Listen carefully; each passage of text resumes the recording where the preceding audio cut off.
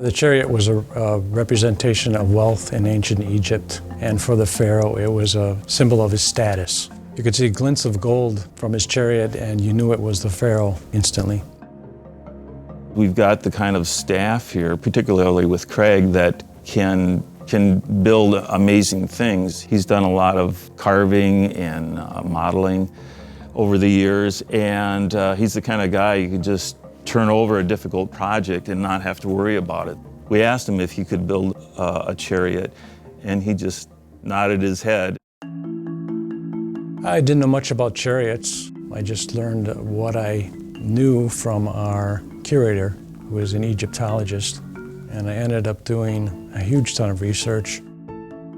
I said, if we're going to try and create a three-dimensional, full-size chariot, the best examples are Egyptian because several have been found in tombs in Egypt. There are books published on them, and there are examples you can look at of how to reconstruct one very accurately.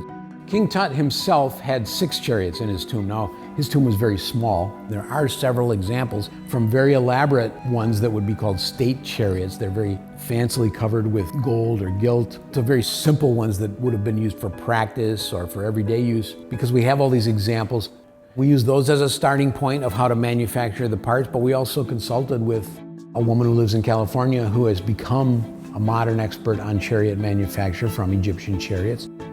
Well, we usually make a model to start with all of our exhibits, and it's a good thing that we decided to make a scale model, 1 inch to 1 foot, because some of the parts that were drawn as King Tut's chariot did not fit together exactly right. The biggest challenge for our chariot was the steam bending aspect. We knew we needed a steam bender because many of the parts of the chariot were curved. My initial reaction was, yes, I can do this. This isn't anything different from what I do every day. As time went along, you very quickly find out that this is different. It's heavier, it's bigger, the bends are more complex. It's probably done a little differently than what the Egyptians did it, but they had unlimited manpower. What we did is every bit as strong, and the methods that we used are comparable to what they did. That consists of making a form, steaming the wood, bending it, and clamping it in place.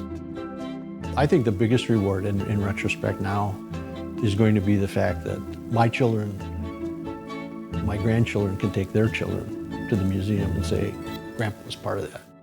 I think what the Egyptians did is bring the chariot to a position of kind of a racehorse, that it's pared down to its smallest dimensions, but still be strong. The pattern of the leatherwork comes from King Tut's box that was found in the tomb, which we recreated here at the museum.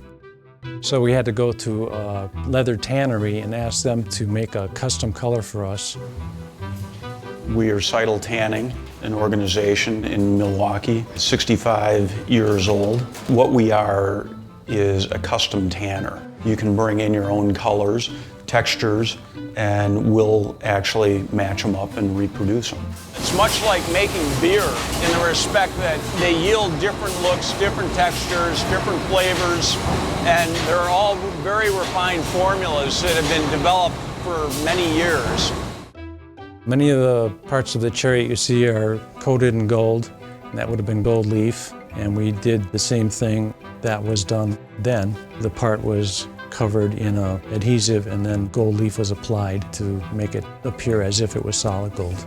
The decoration on the inside of the chariot was actually painted in pigment paint to match the leather stained exterior, and it was very much in keeping with what the Egyptians would have done.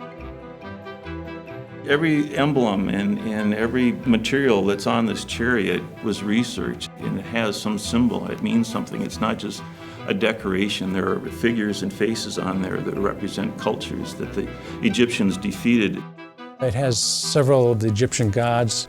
Specifically, the god Bes is depicted in several different locations on the chariot. So what the Egyptians did is they opened his mouth and had the tongue of Bes depicted as one of the harnessing elements of the horse. We probably do have the most accurate replica of one of Tut's chariots. All the details, everything that you will see, are totally spot-on accurate. So it's probably the hardest project I ever had to work on here at the museum. I guess I'm always sort of amazed that the chariot came out looking so much like the scale model. That usually happens, but somehow you're always surprised at the end that it turns out as well as you intended it to.